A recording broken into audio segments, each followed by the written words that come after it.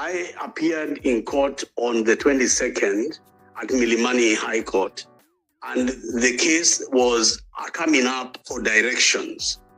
Unfortunately, our lawyers were not available because they had been dragged in to the Gachagua matter. But luckily, His Excellency Kalonzo Musyoka and Eugene Wamalwa were able to attend court on behalf of the petitioners for the airport. And during the hearing of the case, the following three things were confirmed.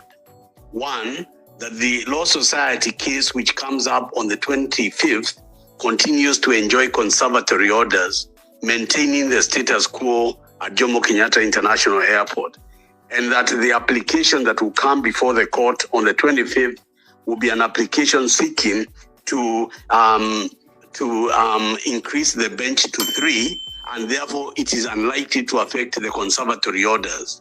And the judge, therefore, on that basis, asked us to come back on the 11th of November 2024, when we will be making a fresh application to have another conservatory order or consolidate the case with the LSK one, so where there is already an existing conservatory order, and we can also do our petition before the 3-bench judge. So in that way, we hit two birds with one stone.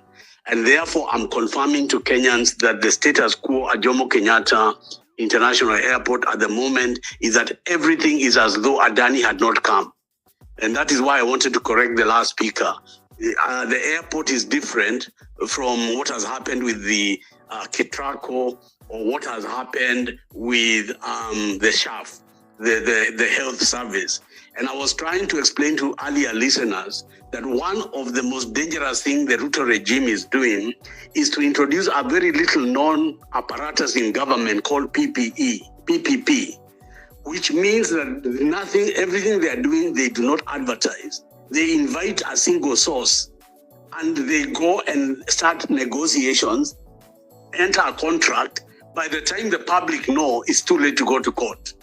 The luck we have as Kenyans about the Jomo Kenyatta International Airport is many whistleblowers, including Nelson from the Netherlands and the rest, were able to blow the whistle ahead of time.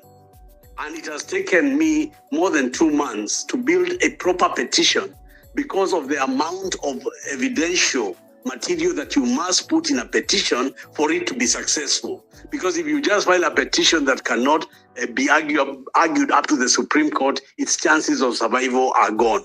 What I can guarantee Kenyans is 2 things. Number one, the petition that we have filed is airtight. It is world class. It is a petition that ADANI cannot win, as we have filed it. Secondly, Kenyans are unaware that a critical player in helping in this petition and even participating has been the Kenya Aviation Workers Union, who are also parties. We have joined them in the petition as an interested party, and they have appointed one of Kenya's top lawyers, Fred Ngatia, to represent them. So in this petition, the people of Kenya, the people or the workers of the airport, and the petition sponsor myself are all on one corner against the ADANI group and the government. And therefore, kwa hali na mali, we are with them, including a strike option. So there are so many things which exist, but they exist because we are going through the legal aid procedure.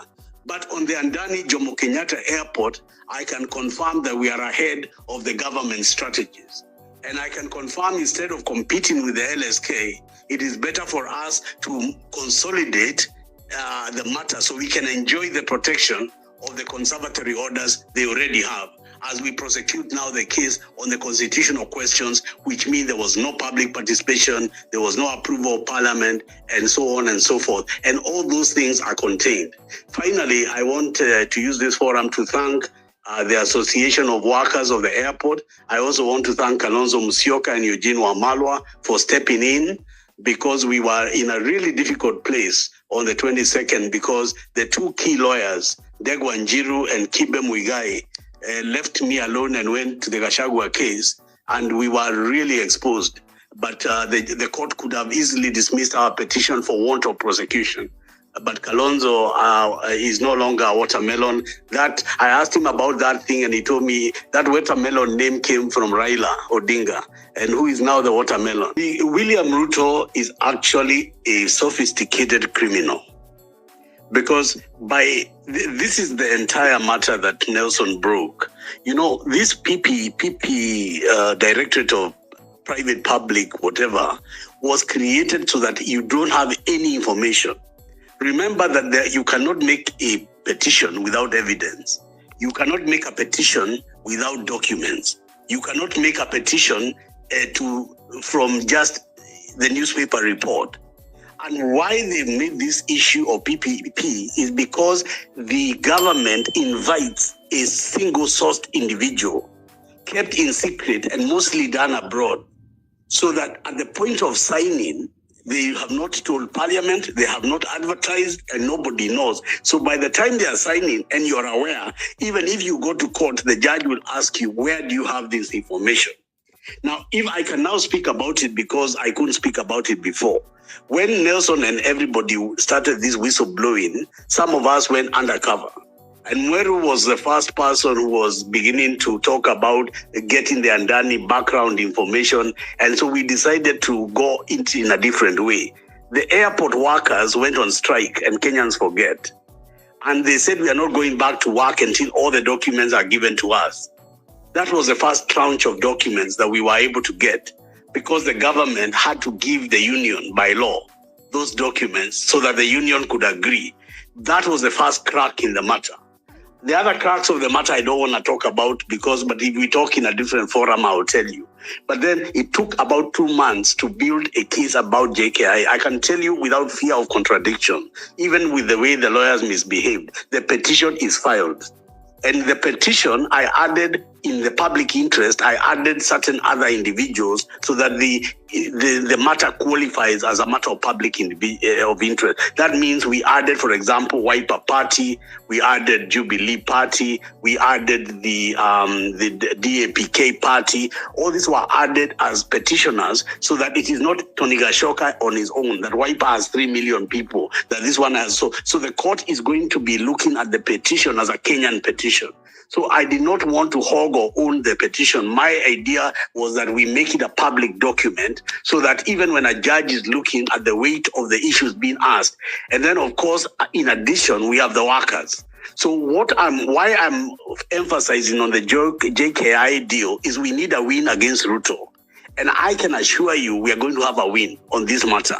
And if we take one win, let's say, for example, we defeat ADANI in this case and certain constitutional declarations are made against him, because the petition is sustainable, because it has been well researched and well packaged. We can use that to blacklist him, even in other cases he already may be doing or already being awarded. We can actually use the JKIA win to nullify or to bring back to court, question other issues, because by that order of the court, he will be blacklisted, because among the prayers and other things we are asking for in the petition will be, who is this man?